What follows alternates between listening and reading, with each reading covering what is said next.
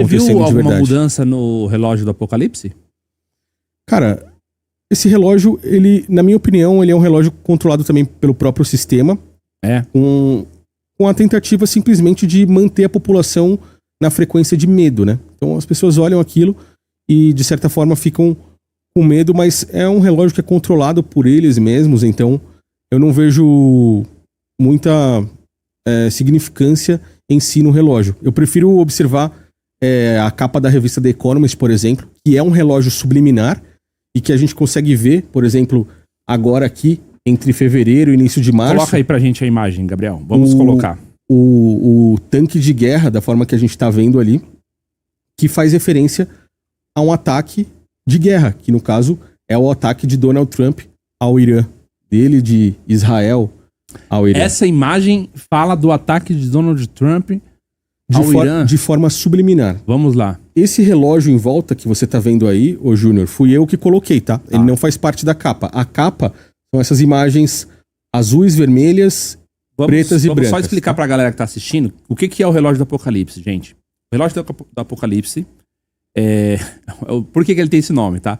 Porque a partir do conflito da Guerra Fria, foi colocado justamente que o mundo entraria num conflito nuclear em breve. E o conflito nuclear é justamente um país atacando o outro e todo mundo se explodindo, tá? Esse conflito nuclear chegou mais próximo de bater realmente ali na meia-noite, ou seja, no ponto máximo do relógio, na crise dos mísseis que estava acontecendo quando a União Soviética colocou bases em Cuba, na ilha, né? E apontou isso para os Estados Unidos. Se a União Soviética tivesse disparado contra os Estados Unidos teriam revidado e aí teria iniciado esse conflito nuclear. Por que isso não aconteceu? Bom, todo mundo sabe, isso daí já virou até tema de filme, né? A gente tem, inclusive, a história do X-Men, passa nesse período do conflito entre União Soviética e Estados Unidos, a partir da crise dos mísseis. A crise dos mísseis chegou, se eu não me engano, ali faltando 1/3, entendeu? Das 11 para meia-noite, né? Então é um relógio que ele mede o nível de tensão global, o nível de tensão a partir do que está acontecendo no mundo, de realmente acontecer um conflito nuclear. E aí, novamente, na crise dos mísseis, isso chegou a 11h45, entendeu? Ou seja, estava quase realmente no nível de tensão. E nesse nível de tensão, por que tem esse relógio? Porque quem disparar primeiro ganha. Sim. Se você dispara primeiro contra um certo país, aquele país é aniquilado, você não tem tempo de resistir, tá? Pode falar. O tempo marcado lá é menor do que o tempo que eles colocaram atualmente hoje? Não, o tempo hoje é menor. É o menor, né? Menor. Hoje a gente tá no recorde, então. Se eu não me engano, eu acho que sim. A partir do ano da crise dos mísseis, sim. Sim. Isso, exatamente. Sim. Hoje é o segundo ponto mais alto. Sim. Mas conta aí pra gente, então. Agora, esse aqui é um outro relógio. Não é o exato relógio do Apocalipse, porque o relógio do Apocalipse que você tá citando, ele é feito por cientistas que trabalham em cima desses estudos. Inclusive, eles aumentaram o tempo, diminuíram, né, o tempo para que se chegue à meia-noite agora, justamente pelo avanço da inteligência artificial. E que tem tudo a ver com essa batalha do Irã que a gente tá vendo entre Estados Unidos. Tá. Por quê?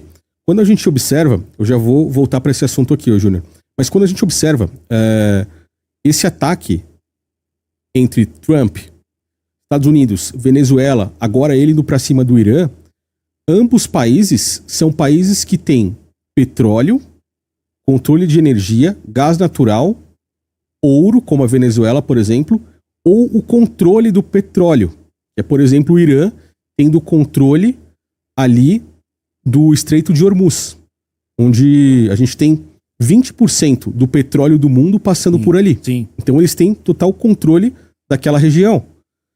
Esse controle faz com que Trump esteja de olho não apenas em destruir armas nucleares, não apenas em destruir armas de destruição em massa, como a gente viu no Iraque.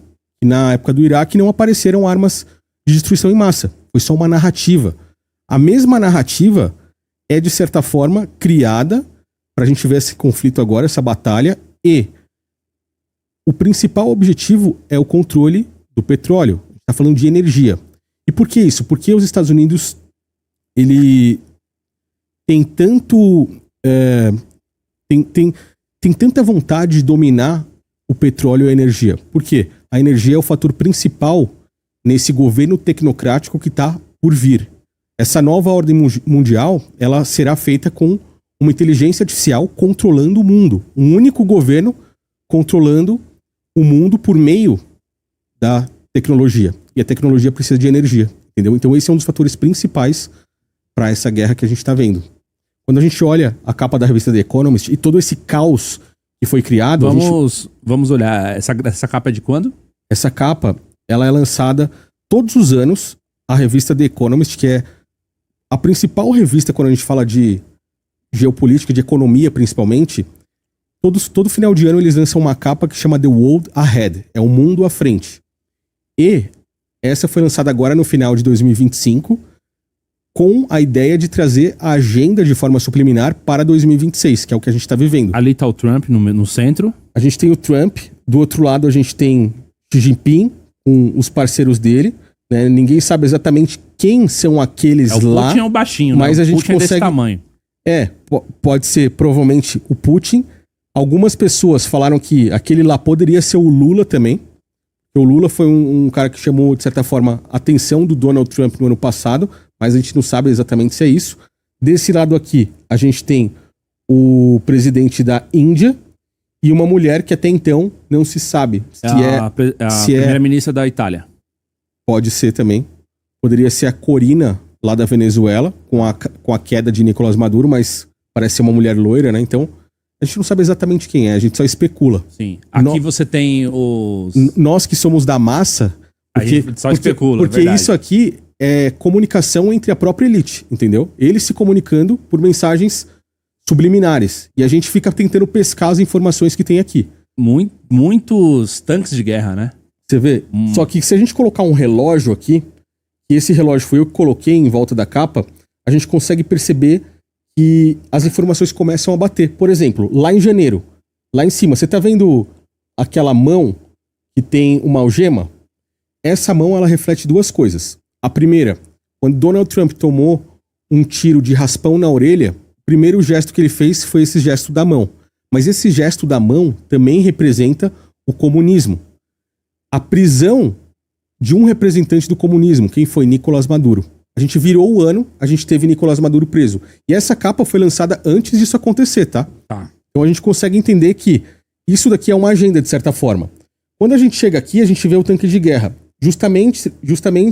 Entre o 2 e o 3. Isso, fevereiro e março, a gente tem o início de um conflito, que é o conflito que a gente está vendo, Estados Unidos, Israel contra Irã. Então, por que eu estou citando essa capa aqui? Porque, para mim, na minha opinião, a gente citou, de certa forma, as informações geopolíticas que estão acontecendo. Estados Unidos se juntando com Israel, atacando o Irã para destruir armas nucleares, para impedir que eles possam fazer um ataque mais pesado contra os Estados Unidos. De acordo com o Trump, as armas que eles estavam criando lá poderiam alcançar logo mais os Estados Unidos, então isso seria um grande risco. E até outros países da Europa ali, então eles destruíram. Donald Trump querendo mostrar o poderio militar americano, mas, como eu disse, são narrativas. Então quando a gente entende o caos orquestrado que está nessa capa, entende o caos orquestrado que está no mundo, a gente começa a moldar uma ideia.